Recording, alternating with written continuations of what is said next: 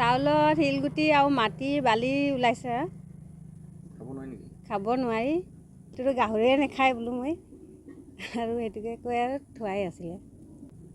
মানে চাউল আনিবলৈ গৈছিলে, তাৰপিছত আনিলে। মই চাইছোঁ ইমান শিলগুটি বালিটোকে লৈ আহিলি যে বোলো, তেনেকুৱাই দিছে কেনেকৈ আনিম। নাই এইটো ঘূৰাই দে বোলো ক'লে।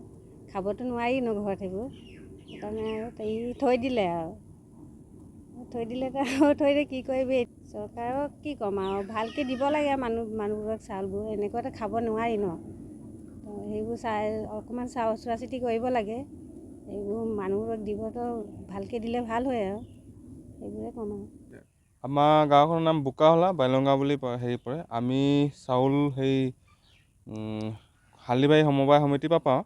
আমাৰ এজেণ্টটোৰ নাম হয় জয়চন্দ্ৰ বালুং। আৰু আজি মই ৰাতিপুৱা মানে চাউল আনিবলৈ গ'লোঁ।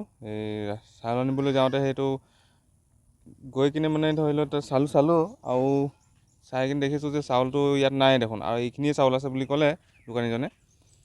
তাৰপিছতে উপায় নাই, সেইখিনিকে লৈ যা বুলি কৈছে দোকানীজনে। আৰু চাউলত মাটি ওলাইছে, পাখি ওলাইছে। মই ভিডিঅ' কৰি কিনে থৈছোঁ মোবাইলত, সেইখিনিকে মই কৈছোঁ আৰু যে এই চৰকাৰে এনেকৈ চাউল খুৱাইছে বুলি কৈছোঁ।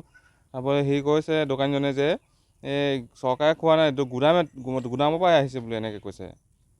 আৰু মই একো নক'লোঁ দোকানীজনক, কাৰণ মানে কি হয়, এনেই ধৰি লওক কাজিয়া চাজিয়াটো কৰি কিনে লাভ নাই, সেইকাৰণে একো নক'লোঁ।